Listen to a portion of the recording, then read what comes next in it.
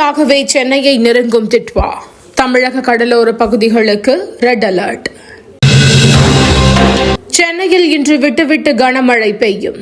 வானிலை ஆய்வு மைய தென்மண்டல தலைவர் அமுதா பேட்டி.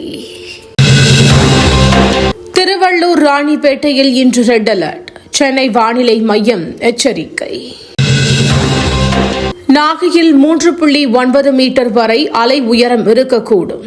கடல் சீற்ற எச்சரிக்கை விடுப்பு. டிட்வா புயல் கனமழையால் தூத்துக்குடியில் குடியிருப்புகளை சூழ்ந்த மழைநீர். குட்ட குனிய மாட்டோம், நிமிர்ந்து நடை போடுவோம். முதல்வர் மு.க. ஸ்டாலின் எக்ஸ் தளத்தில் பதிவு. எடப்பாடி பழனிசாமியை விமர்சிக்க அமைச்சர் ரகுபதிக்கு அருகதை இல்லை. ஜெயக்குமார் காட்டம். நிதி நெருக்கடியில் சிக்கி தவிக்கும் சென்னை பல்கலைக்கழகத்தை அரசு மீட்டெடுக்க வேண்டும். ஓ பன்னீர்செல்வம் வலியுறுத்தல். நெருங்கும் கார்த்திகை தீபம். காஞ்சிபுரத்தில் அகல் விளக்குகள் தயாரிக்கும் பணி தீவிரம். 2047 இந்தியா வல்லரசாக மாறும். இஸ்ரோ முன்னாள் தலைவர் சோம்நாத் நம்பிக்கை.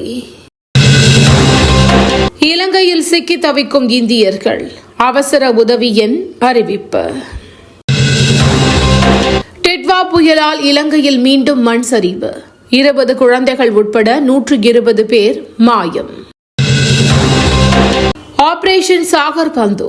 இந்தியாவிலிருந்து இலங்கைக்கு பறந்த 12 டன் நிவாரணப் பொருட்கள். இந்தோனேஷியாவில் கனமழை, நிலச்சரிவு. பலி எண்ணிக்கை 248 உயர்வு.